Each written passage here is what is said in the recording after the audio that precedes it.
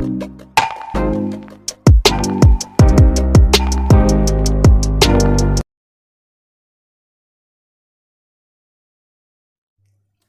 दोस्तों, मैं मनमोहन सविता स्वागत करता हूं आपका अपने YouTube चैनल पर, जिसमें आज हम बात करेंगे दैनिक समसामयिकी के 10 अति महत्वपूर्ण प्रश्नों पर।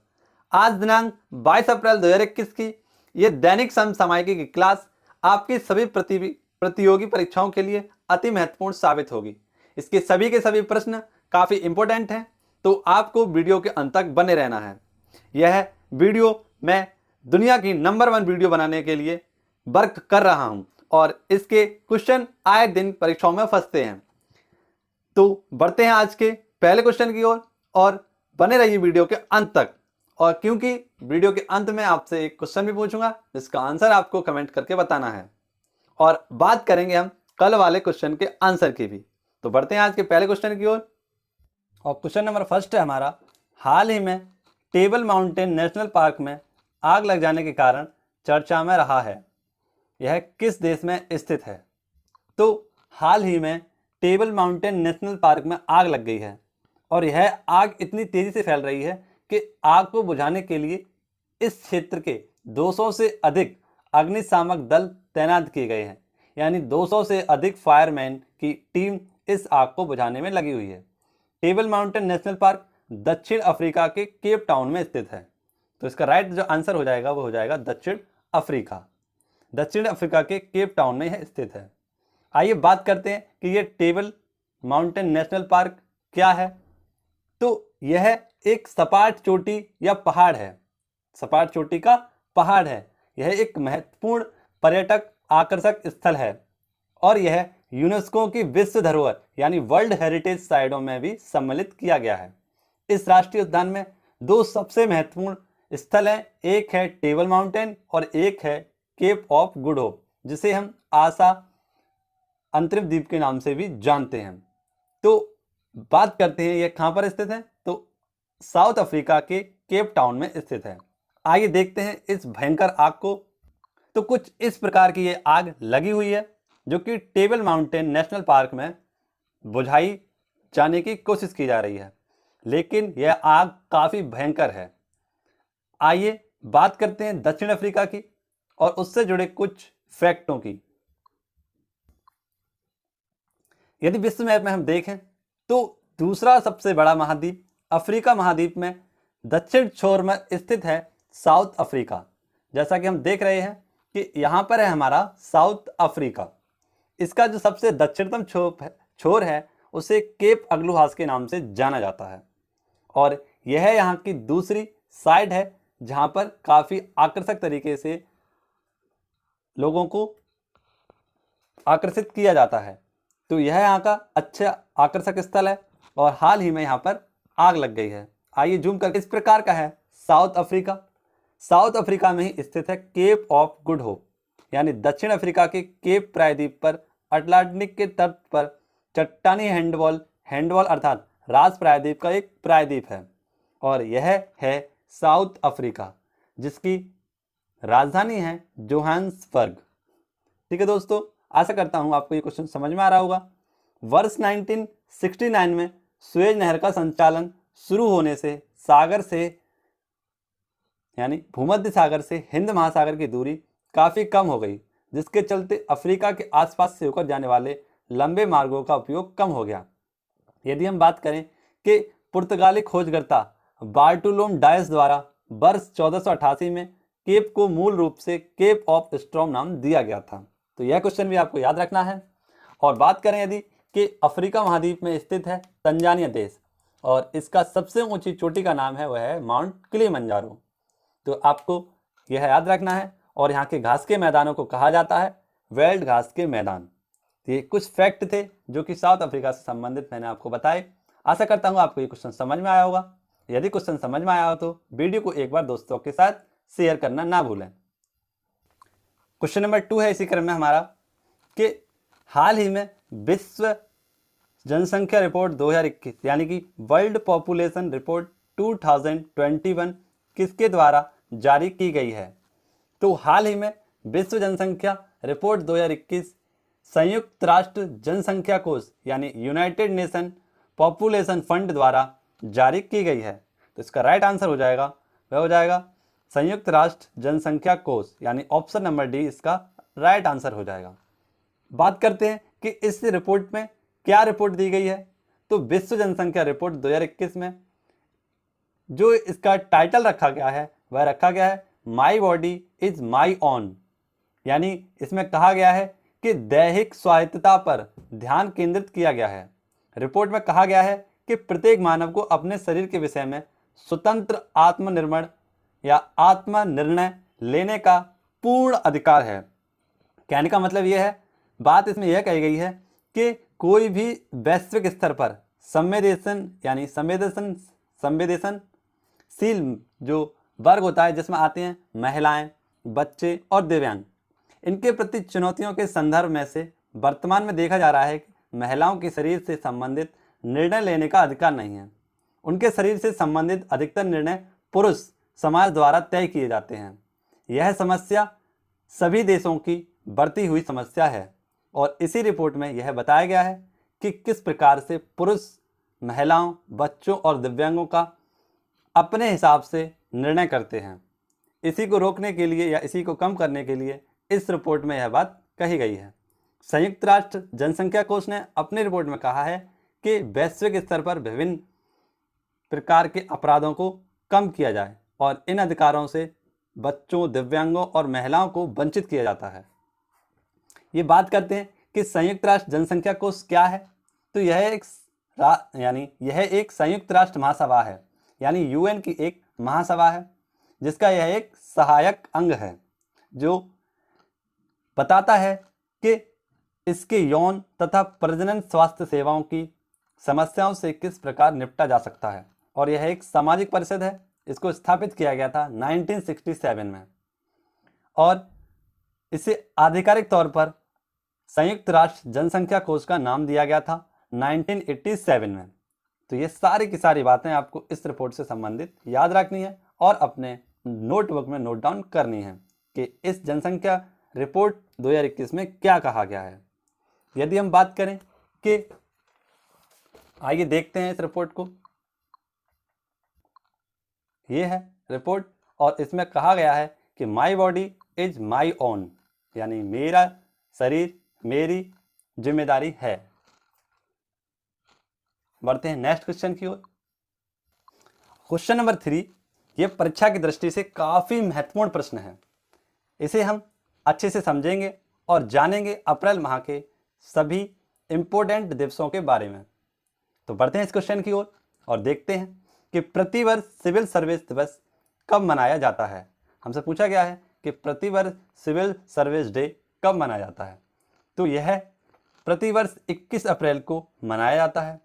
सिविल सेवा दिवस की पहली बार जो शुरुआत की गई थी 21 अप्रैल 2006 को दिल्ली में मनाया गया था।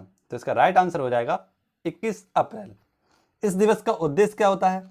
तो भारतीय प्रशासनिक सेवा यानी राज्य प्रशासनिक सेवा के सदस्यों द्वारा स्वयं को नागरिकों के लिए समर्पित एवं वचनबद्ध बनाना होता है। यानी कि हम कह सकते हैं कि 21 अप्रैल को ही सिविल सेवा दिवस क्यों मनाते हैं? तो 1947 को स्वतंत्र भारत के पहले गृह मंत्री सरदार वल्लभ भाई पटेल ने दिल्ली के एक मेटकॉफ हाउस में यह कहा था कि भारत का स्टील फ्रेम यानी सिविल सर्विस जो होती है वह भारत का स्टील फ्रेम होती है। यह बात उनके द्वारा कही गई थी और इसीलिए उस दिन से सिविल सर्विस को इस डे को मनाया जाने लगा। यानी कि 21 अप्रैल 1947 को सरदार पटेल जी ने यानी सिविल सर्विस को स्टील फ्रेम ऑफ इंडिया कहा था। यह दिन सिविल सर्विसकों को बदलते समय की चुनौतियों के साथ भविष्य के बारे में काफ़ी सोच विचार करने का अवसर प्रदान करता है। आइए देखते हैं सिविल सर्विस से जुड़े कुछ फैक्टों को। सिविल सर्विस 21 अप्रैल को मनाया जाता है और यह 2006 से मनाना आरंभ किया है। क्यों किया है? क्योंकि सरदार वल्लभ भाई पटेल ने steel frame of India civil servant को कहा था। सिविल सर्वेंट के जनक कॉर्नवालिस हैं और यही पुलिस के भी जनक हैं लॉर्ड कॉर्नवालिस। यानी कि यदि हम बात करें कि सिविल सेवा दिवस के अवसर पर लोक प्रशासन में यह बात कही गई थी और लॉर्ड कॉर्नवालिस द्वारा सिविल सर्विस ये सबसे बड़ी नौकरी को बनाया गया था। आशा करता हूँ आपको पसंद आया होगा। आइए चलते हैं अप्रैल माह के प्रमुख दिवसों की तरफ। तो कुछ इम्पोर्टेंट दिवसों के बारे में हम चर्चा कर लेते हैं। तो हाल ही में 1 अप्रैल को आरबीआई के द्वारा अपना स्थापना दिवस बनाया गया था। यदि हम आरबीआई की बात करें तो 1934 के एक्ट से यंग हिल्टन आयोग की सिफारिश पर इसकी स्थापना 1935 में की गई थी, लेकिन इसका एक्ट कब आया था? 1934 में। इसके पहले जो अध्यक्ष बनाए गए थे वह ऑसबॉर्न स्मिथ को बनाया गया था, जबकि इसके पहले भारतीय गवर्नर थे सीडी देशमुख और वर्तमान समय में इसके 25वें गवर्नर हैं शक्तिकांत दास। इसके 24वें गवर्नर जो थे वह उर्जित आर पटेल थे, जिनकी एक फेमस बुक है ओवरड्राफ्ट। आशा करता हूँ ये आपको समझ में आया होगा। यदि आप इससे जुड़े समस्त फैक्टों को और अच्छे से जानना चाहते हैं तो पुरानी वीडियो को एक बार जाकर देखें। बात करते हैं 2 अप्रैल को, तो विश्व ऑटिज्म जागरूकता दिवस जिसे 2007 से बनाया जाता है वह 2 अप्रैल को मनाया जाता है। यदि हम बात करें 4 अप्रैल को, तो अंतर्राष्ट्रीय खदान जागरूकता दिवस, यानी खदानों में होने वाले विस्फोटों को रोकने के लिए तथा खदानों की जागरूकता को बढ़ाने के लिए यह प्रत्येक 4 अप्रैल को 2006 से मनाना आरंभ किया गया है। किसे? विश्व ऑटिज्म जागरूकता दिवस को। यदि हम बात करेंगे 5 अप्रैल को क्या बनाया जाता है, तो राष्ट्रीय समुद्र दिवस यह 5 अप्रैल को मनाया जाता है, जिसकी शुरुआत की गई थी 1964 से।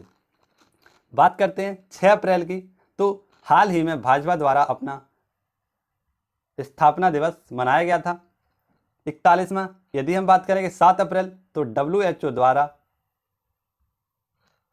1950 से विश्व स्वास्थ्य दिवस के रूप में 7 अप्रैल को मनाया जाता है। यदि हम बात करें 9 अप्रैल को, तो हाल ही में CRPF द्वारा अपना शौर्य दिवस मनाया गया है। 10 अप्रैल को मनाया जाता है विश्व होम्योपैथी डे और इसी के साथ 11 अप्रैल को मनाया जाता है मानव यानी राष्ट्रीय सुरक्षित मातृत्व दिवस। आशा करता हूँ आपको ये सारे के सारे क्वेश्चन समझ में आए होंगे और ये अप्रैल माह के कुछ प्रमुख दिवस थे जो मैंने आपको इस क्वेश्चन में बताए हैं। इसी प्रकार से मैं आपको इनको बार बार रिवाइज करवा के याद करा दूंगा। और यदि आप इस वीडियो में लगातार बने रहते हैं तो आपकी करंट अफेयर की इस क्लास से काफ़ी अच्छे से फाइट कर सकते हैं। तो आपको बने रहना है वीडियो के अंत तक और इस वीडियो में लगातार। नेक्स्ट क्वेश्चन है हमारा क्वेश्चन नंबर 4 और हमसे पूछा गया है कि 19 अप्रैल 2021 को किस देश की सेना ने हवाई हमला करके सीरिया के 200 आतंकवादी मारे हैं? तो हाल ही में 19 अप्रैल 2021 को रूसी सेना के अनुसार उसके हवाई हमले में पूर्वी एशिया में लगभग 200 से अधिक आतंकवादी मारे गए हैं। यानी सीरिया में रूसी सेना के सुलह केंद्र के प्रमुख रियर एडम अलेक्जेंडर कारपोव ने यह कहा था कि रूसी विद्रोह विमानों ने पलमायरा के उत्तर पूर्व में 2 आतंकी ठिकानों पर उनके 2 सैनिकों को मार गिराया था और उसी का बदला लेने के लिए रूस की सेना ने सीरिया की 200 आतंकियों को मार गिराया है। तो इसका राइट आंसर हो जाएगा वह हो जाएगा रूस। यानी कि रूस ने वर्ष 2015 में सीरिया में एक सैन्य अभियान छेड़ रखा है। 10 साल के विनाशकारी संघर्ष के बाद राष्ट्रपति असद की सरकार ने देश के अधिकांश हिस्सों पर नियंत्रण करने की कोशिश की थी और इसी के चलते 2021 में एक झड़प हुई थी जिसमें रूस के 2 सैनिकों को मार गिराया गया था और इसके बदले में रूस ने सीरिया के 200 आतंकवादियों को मार गिराया है। आइए देखते हैं नक्शे में कहाँ स्थित है रूस। यह है रूस जो कि विश्व का सबसे बड़ा देश है और यह विश्व का पहले स्थान पर आने वाला क्षेत्रफल की दृष्टि से सबसे बड़ा देश है। यहाँ के राष्ट्रपति का नाम है व्लादिमीर पुतिन तथा रसिया की जो एकमात्र स्पेस एजेंसी है उसका नाम है रोसकॉसमॉस। आइए जूम करके देखते हैं रसिया को। तो कुछ इस प्रकार का दिखने वाला है रसिया, जिसकी सीमा आप देख सकते हैं कितनी बड़ी है और पहले यह यूरेशिया का हिस्सा था, यानी यूरोप और एशिया का हिस्सा कहलाता था जिसका अब कुछ पार्ट एशिया में है और कुछ पार्ट यूरोप में है। यदि हम बात करें कि यहाँ के नेविगेशन सिस्टम को क्या कहा जाता है, यानी यहाँ के नेविगेशन सिस्टम को कहा जाता है ग्लोनास। यदि हम बात करें कि इंडिया के नेविगेशन सिस्टम को क्या कहा जाता है, तो भारत के नेविगेशन सिस्टम को कहा जाता है नाविक। इसी प्रकार से अमेरिका के नेविगेशन सिस्टम को जीपीएस के नाम से जाना जाता है। तो आशा करता हूं आपको यह क्वेश्चन समझ में आया होगा। बात करते हैं नेक्स्ट क्वेश्चन की। नेक्स्ट क्वेश्चन हमारा क्वेश्चन नंबर 5, हाल ही में किस राज्य के मुख्यमंत्री भूमिधर बर्मन का निधन हो गया है? तो असम के पूर्व मुख्यमंत्री भूमिधर बर्मन का 18 अप्रैल 2021 को लंबी बीमारी के बाद निधन हो गया है। उनके परिवार के लोगों ने कहा है कि 91 वर्ष के बर्मन जी का निधन रविवार को शाम एक निजी अस्पताल में हुआ था और प्रधानमंत्री मोदी ने उनके निधन पर शोक व्यक्त किया है। यदि हम बात करें कि असम सरकार ने बर्मन के निधन पर राज्य के 3 दिन को, यानी राज्य में 3 दिन का शोक घोषणा की है। सरकार ने कहा है कि पूरे राज्य के सम्मान के साथ उनका अंतिम संस्कार किया जाएगा और यह वरिष्ठ सरकार नेता के 2 बार असम के मुख्यमंत्री रहे थे। पहली बार यह 1966 में रहे थे, वहीं दूसरी बार यह 2010 में असम के मुख्यमंत्री रहे थे। तो इसका राइट आंसर हो जाएगा असम। आइए चलते हैं असम में और असम से जुड़े कुछ फैक्टों के बारे में आपको बताऊंगा। आइए इससे पहले देख लेते हैं भूमिधर बर्मन जी को। ये हैं भूमिधर बर्मन जी, जो कि असम के 2 बार मुख्यमंत्री रह चुके थे और हाल ही में लंबी बीमारी के चलते 91 वर्ष की उम्र में इनका निधन हो गया है। आइए चलते हैं असम। ये है असम, जो कि उत्तर पूर्वी राज्यों में स्थित है। इसकी राजधानी है असम की राजधानी है दिसपुर। इसमें 33 जिले स्थित हैं। इसका निर्माण की बात करें तो इसका निर्माण हुआ था 26 जनवरी 1950 को और इसके प्रेजेंट टाइम में जो सीएम हैं वह हैं सर्बानंद सोनोवाल, जो कि एनपीपी नेशनल पीपल पार्टी से मुख्यमंत्री हैं। तथा राज्यपाल की बात करें तो जगदीश मुखी यहाँ के राज्यपाल हैं। इसी के साथ यदि हम बात करें कि लोकसभा सीट कितनी है यहाँ पे, तो 14 लोकसभा सीटें, राज्यसभा सीटें हैं यहाँ पर 7। और यदि हम बात करें कि असम की सीमा बांग्लादेश से कितने बार लगती है, तो असम की सीमा बांग्लादेश से 2 बार लगती है, एक बार यहाँ पर और एक बार यहाँ पर। इसी के साथ यदि हम बात करें कि असम की पहली महिला सीएम कौन थी जिनका हाल ही में निधन हुआ है, तो सैयदा अनवरा तैमूर यहाँ की पहली महिला मुख्यमंत्री थी जिनका हाल ही में निधन हो गया। अब बात आ रही होगी कि पहले मुख्यमंत्री कौन थे, तो असम के आधुनिक जनक गोपीनाथ बारदोलाई यहाँ के पहले मुख्यमंत्री थे। और हाई कोर्ट, यानी असम का जो हाई कोर्ट स्थित है वह दिसपुर में नहीं, गुवाहाटी में स्थित है। यहाँ पर हाल ही में खेलो इंडिया गेम्स होने वाले हैं। यहाँ के राजकीय पक्षी का नाम है व्हाइट वुड डक। यहाँ का राष्ट्रीय पक्षी है व्हाइट वुड डक। यदि हम बात करें कि राजकीय पशु, तो एक सींग वाला गेंडा, जो कि यहाँ के काजीरंगा नेशनल पार्क में पाया जाता है, यहाँ का राजकीय पशु है। यदि हम इसी बात में बात करें कि क्षत्रिय नृत्य यहाँ का क्लासिकल डांस है और यहाँ का लोक नृत्य है बिहू। बिहू यहाँ का लोक नृत्य है। आशा करता हूँ असम से जुड़ी ये सारे की सारी बातें आपको समझ आई होंगी। ये सारे के सारे फैक्ट आप अपनी कॉपी में नोट डाउन करते चलिए। बढ़ते हैं नेक्स्ट क्वेश्चन की ओर। नेक्स्ट क्वेश्चन है हमारा क्वेश्चन नंबर 6 और परीक्षा की दृष्टि से काफ़ी इंपॉर्टेंट क्वेश्चन है और यह जानकर आपको पता भी चलेगा कि किस प्रकार से भारतीय क्रिकेट टीम अब ओलंपिक में भी शामिल होने वाली है। हाल ही में भारतीय क्रिकेट कंट्रोल बोर्ड बीसीसीआई ने भारतीय क्रिकेट टीम को कौन से ओलंपिक में भाग लेने हेतु मंजूरी प्रदान की है, तो हाल ही में 16 अप्रैल 2021 को भारतीय क्रिकेट कंट्रोल बोर्ड यानी बीसीसीआई ने इस बात पर सहमति दे दी है कि वर्ष 2028 में होने वाले लॉस एंजलिस में ओलंपिक खेलों में महिला व पुरुष टीम दोनों को शामिल किया जाएगा। तो इसका राइट आंसर हो जाएगा लॉस एंजल्स ओलंपिक 2028, यानी इसी ओलंपिक में भारतीय महिला टीम और भारतीय क्रिकेट पुरुष टीम, इन दोनों को लॉस एंजलिस ओलंपिक 2028 में शामिल किया जाएगा। यदि हम बात करें कि अंतर्राष्ट्रीय क्रिकेट परिसंघ आईसीसी के टूर्नामेंट के अलावा वर्ष 1998 में कुआलालंपुर में हुए कॉमनवेल्थ गेम्स में अजय जडेजा की कप्तानी में भाग लिया था। यह पहली बार होगा कि जब क्रिकेट को ओलंपिक में शामिल किया जाएगा। हालांकि बीसीसीआई ने साफ कहा है कि ओलंपिक में अपनी टीम तभी भेजेगा जब उसे इस बात की लिखित गारंटी दे दी जाएगी कि उसे अपनी टीम पर पूरा कंट्रोल रखने दिया जाएगा। इसी के आधार पर लॉस एंजलिस ओलंपिक 2028 में क्रिकेट टीम को शामिल किया जाएगा। आइए देखते हैं कि बीसीसीआई के अध्यक्ष कौन हैं। ये है भारतीय महिला टीम और ये है भारतीय पुरुष क्रिकेट टीम। इन दोनों को 2028 लॉस एंजलिस ओलंपिक में शामिल किया जाएगा। ये हैं सौरव गांगुली जी, जो कि बीसीसीआई के अध्यक्ष हैं। यदि हम बात करें कि बीसीसीआई, तो बीसीसीआई के अध्यक्ष हैं सौरव गांगुली जी। इसी के साथ यदि हम बात करें कि इंटरनेशनल क्रिकेट काउंसिल के अध्यक्ष कौन हैं, तो ग्रेग बर्कले, जो कि न्यूजीलैंड के हैं, आईसीसी के अध्यक्ष हैं। प्रेजेंट टाइम अध्यक्ष कौन है? इसकी स्थापना, आईसीसी की स्थापना 1909 में हुई थी, यानी 1909 में हुई थी। और भारतीय सीईओ हैं मनु साहनी, जो कि आईसीसी के कौन है? सीईओ हैं। इसका मुख्यालय जो स्थित है वह है दुबई, यानी कि संयुक्त अरब अमीरात में स्थित है। तो ये सारे के सारे फैक्ट आईसीसी के और बीसीसीआई के आपको याद रखने हैं। बढ़ते हैं आज के नेक्स्ट क्वेश्चन की ओर।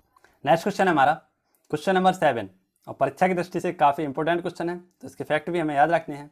और पूछा गया है कि वाणिज्य एवं उद्योग मंत्री पीयूष गोयल जी द्वारा स्टार्टअप इंडिया सीड फंड योजना यानी SISF की शुरुआत कब की गई? तो इसकी शुरुआत जो की गई थी वह 19 अप्रैल 2021 को की गई है। किसकी?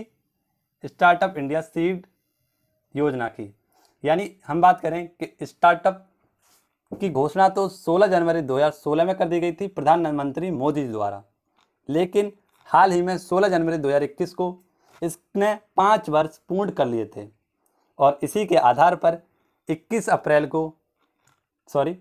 अप्रैल को यह घोषणा कर दी गई कि अब इसमें इंडिया सीड फंड योजना स्टार्ट की जाएगी। तो इसकी शुरुआत तो 2016 में हो गई थी, यानी घोषणा इसकी 2016 में हो गई थी, और 16 जनवरी 2021 को इसने 5 वर्ष पूर्ण कर लिए।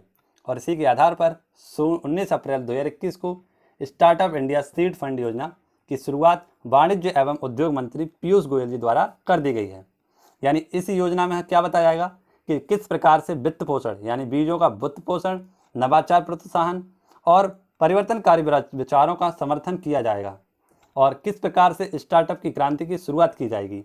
तो इन सभी बातों पर ध्यान रखते हुए वाणिज्य एवं उद्योग मंत्री द्वारा यह योजना चलाई गई है। आइए देखते हैं वाणिज्य एवं उद्योग मंत्री पीयूष गोयल जी। ये हैं पीयूष गोयल जी, जो फिलहाल में 2 मंत्रालयों का कार्यभार संभाल रहे हैं। एक तो वाणिज्य एवं उद्योग मंत्री का, और इसके साथ ही रेल मंत्री का कार्यभार भी इन्हीं के द्वारा संभाला जा रहा है। तो इन्हें आपको याद रखना है, यह केंद्रीय मंत्री हैं, वाणिज्य एवं उद्योग मंत्री और रेल मंत्री। नेक्स्ट क्वेश्चन है हमारा, और यह खेल संबंधित पुरस्कारों में से एक प्रश्न है जिसके बनने की पूर्ण संभावना बनी रहती है। यदि आप खेलों से संबंधित, यानी 2021 के जितने भी खेलों संबंधित पुरस्कार, अवार्ड्स और संन्यास, इसकी पूरी की पूरी एक वीडियो मैंने बनाई है, इसको जाकर आप जल्दी से जाकर देख लीजिए। और बात करते हैं इस वीडियो की, तो 18 अप्रैल 2021 को इमोला इटली में आयोजित एमिलिया रोगमना ग्रैंड प्रिक्स 2021 फार्मूला 1 का खिताब किसने जीता है? तो हाल ही में 18 अप्रैल 2021 को इमोला इटली में आयोजित हुई है एमिलिया रोगना F1 ग्रैंड प्रिक्स 2021, जिसको जीता है मैक्स वेरस्टैपेन ने। किसने जीता है? मैक्स वेरस्टैपेन ने। यानी ये इस प्रतियोगिता का नाम है, जो कि काफ़ी अजीब नाम है, आपको याद रखना होगा, लेकिन फिर भी एमिलिया रोगना F1 ग्रैंड प्रिक्स 2021। मैं एक बार और रिपीट कर देता हूँ, anaemia रोगना F1 grand prix 2021 F1 यह फॉर्मूला 1 रेस है जिसे जीता है मैक्स वेरस्टैपेन ने। मैक्स वेरस्टैपेन द्वारा यह जीता गई है और यह रेड बुल कार रेसर हैं। सेकंड इसमें आए हैं लुइस हैमिल्टन, जो कि फरारी चलाने या फरारी के रेसर हैं। इन्हीं के द्वारा इसमें सेकंड स्थान और फर्स्ट स्थान इन्होंने प्राप्त किया है। आइए देखते हैं मैक्स वेरस्टैपेन को। ये है मैक्स वेरस्टैपेन, इन्होंने यह खिताब जीता है। यदि हम बात करें कि महारानी एलिजाबेथ द्वारा लुइस हैमिल्टन को हाल ही में नाइटहुड की उपाधि प्रदान की गई थी, यानी नाइटहुड की उपाधि प्रदान करने पर नेम के आगे सर लिखना चालू हो जाता है। तो अब से लुइस हैमिल्टन को सर लुइस हैमिल्टन के नाम से जाना जाएगा। आशा करता हूँ आपको क्वेश्चन समझ में आया होगा। बढ़ते हैं नेक्स्ट क्वेश्चन। और नेक्स्ट क्वेश्चन है परीक्षा की दृष्टि से काफ़ी महत्वपूर्ण और हाल ही में चल रही दिक्कतों को निपटने के लिए इस क्वेश्चन को हमें याद रखना है। याद रखने के लिए इसमें बताया गया है कि किस प्रकार से पूरे देश में ऑक्सीजन की कमी हो रही है और इस ऑक्सीजन की कमी से काफ़ी हद तक मृत्यु भी हो रही हैं। तो आप लोगों को इसके चलते एक पौधा लगाना है जिससे कि ऑक्सीजन की कमी को दूर किया जा सके। तो आप लोगों को एक पौधा डेली लगाना है और ऑक्सीजन की हो रही इस कमी को दूर करना है। तो एक पौधा अवश्य लगाएं। तो बात करते हैं इस नेक्स्ट क्वेश्चन की। हाल ही में रेलवे की पहली ऑक्सीजन एक्सप्रेस किन दो शहरों के बीच चलाई गई है? तो पहली है भारत की ऑक्सीजन एक्सप्रेस जो चलाई गई है मुंबई से विशाखापट्टनम के बीच। देश में कोरोना वायरस की दूसरी लहर मुसीबत बन गई है और संक्रमण के मामले रोज नए रिकॉर्ड बना रहे हैं। इसके साथ ही देश में कई राज्यों में ऑक्सीजन की कमी की खबरें आ रही हैं।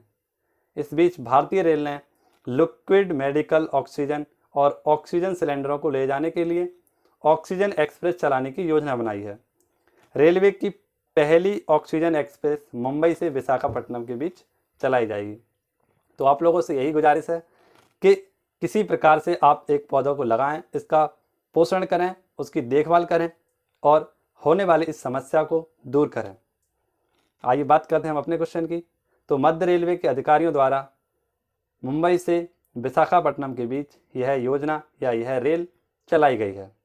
कोविड-19 के खिलाफ लड़ाई के तहत भारतीय रेलवे ने यह बड़ा कदम उठाया है और यह एक्सप्रेस चलाने की तैयारी की है और इसमें 7 खाली कैंटरों के साथ साथ रो सेवा के साथ इसे स्टार्ट किया गया है 19 अप्रैल 2021 की रात 8 बजे से और यह हमारे मुंबई से विशाखापट्टनम से स्टार्ट की गई है। तो यह गौरव तलब बात है कि किस प्रकार से देश में ऑक्सीजन की कमी हो रही है। यदि आपको यह समझ में आ रहा हो तो एक बार वीडियो को लाइक कर देना और चैनल को सब्सक्राइब कर देना। कुछ इस प्रकार की ट्रेन है जिसमें इन कंटेनरों को रखकर चलाया जाएगा और ऑक्सीजन की पूर्ति को कमी की पूर्ति की जाएगी। बात करते हैं नेक्स्ट क्वेश्चन की और नेक्स्ट क्वेश्चन भी हमारा इसी से संबंधित है जो कि परीक्षा की दृष्टि से काफ़ी इम्पोर्टेंट है। तो 19 अप्रैल 2021 को किसने blood oxygen saturation supplement oxygen delivery system विकसित किया है? तो हाल ही में 19 अप्रैल 2021 को रक्षा अनुसंधान एवं विकास संगठन यानी DRDO द्वारा यह oxygen saturation supplement oxygen delivery system विकसित किया है। यह क्या करेगा? तो जब कभी ऑक्सीजन की कमी हो जाती है, यानी 2 कारणों से ऑक्सीजन में कमी हो सकती है हमारे शरीर में, एक ऊंचाई पर जाने पर और दूसरा कारण है ये कोविड-19। इसी के चलते इसको देखते हुए DRDO ने सप्लीमेंट ऑक्सीजन डिलीवरी सिस्टम विकसित किया है। इसका देश में बड़े पैमाने पर उत्पादन किया जाएगा। कोरोना महामारी में यह वरदान साबित हो सकता है। यह ऑटोमेटिक प्रणाली SpO2, इसे नाम दिया गया है SpO2 पर आधारित अनुपूरक ऑक्सीजन की आपूर्ति करता है और ऑक्सीजन की कमी को दूर करता है। यह सिस्टम व्यक्ति की कलाई पर बंधे पल्स ऑक्सीमीटर मॉड्यूल के जरिए उसकी ऑक्सीजन में होने वाली कमी को पहचानता है। इसमें 1 लीटर और 1 किलोग्राम वजन के साथ 150 लीटर की ऑक्सीजन आपूर्ति से लेकर 10 लीटर और 10 किलोग्राम वजन के साथ 150 लीटर ऑक्सीजन की आपूर्ति का साइज शामिल किया गया है। यह 750 मिनट तक चल सकता है। यह डीआरडीओ के द्वारा विकसित किया गया है। बात करते हैं डीआरडीओ की। तो डीआरडीओ की बात करते हैं तो डिफेंस रिसर्च डेवलपमेंट ऑर्गेनाइजेशन के द्वारा इसे बनाया गया है। इसकी स्थापना 1958 में हुई थी और इसका हेडक्वार्टर जो स्थित है वह नई दिल्ली में स्थित है। यदि हम बात करें डीआरडीओ के प्रेजेंट टाइप में अध्यक्ष कौन है, तो सतीश रेड्डी जी वर्तमान समय में डीआरडीओ के अध्यक्ष हैं। यदि हम बात करें कि डीआरडीओ का ध्येय वाक्य क्या है, तो बलस्य मूलम विज्ञानम, यह इसका ध्येय वाक्य है। आशा करता हूँ आपको 10 के 10 क्वेश्चन समझ में आए होंगे। यदि यह क्वेश्चन आपको समझ में आए हों तो वीडियो को एक बार लाइक करें और चैनल को सब्सक्राइब करें और वीडियो को अपने दोस्तों के साथ साझा करें, जिससे कि उन्हें भी इन क्वेश्चनों के आंसर पता चल सकें और अच्छे से अच्छा प्रदर्शन कर सकें। बढ़ते हैं today question of the day की तरफ। Today question of the day है हमारा, जिसका आंसर आपको कमेंट करके बताना है कि नॉर्वे विश्व प्रेस सूचकांक में पहले स्थान पर रहा है, भारत में इसकी रैंक क्या रही है। इसका आंसर आपको कमेंट बॉक्स में बताना है। बढ़ते हैं, बात करते हैं कल वाले क्वेश्चन के आंसर की। कल वाला हमारा क्वेश्चन था कि हाल ही में किस देश ने आभासी मुद्रा क्रिप्टो करेंसी पर प्रतिबंध लगा दिया है।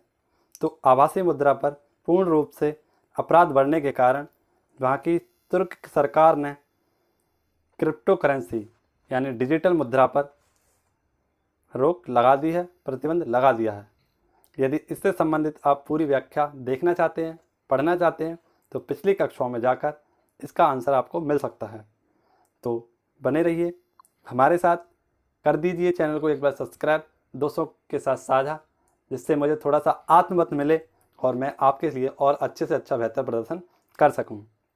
मिलते हैं करंट अफेयर की नेक्स्ट क्लास में। तब तक के लिए इस क्लास को लाइक करें और दोस्तों के साथ साझा करें। धन्यवाद।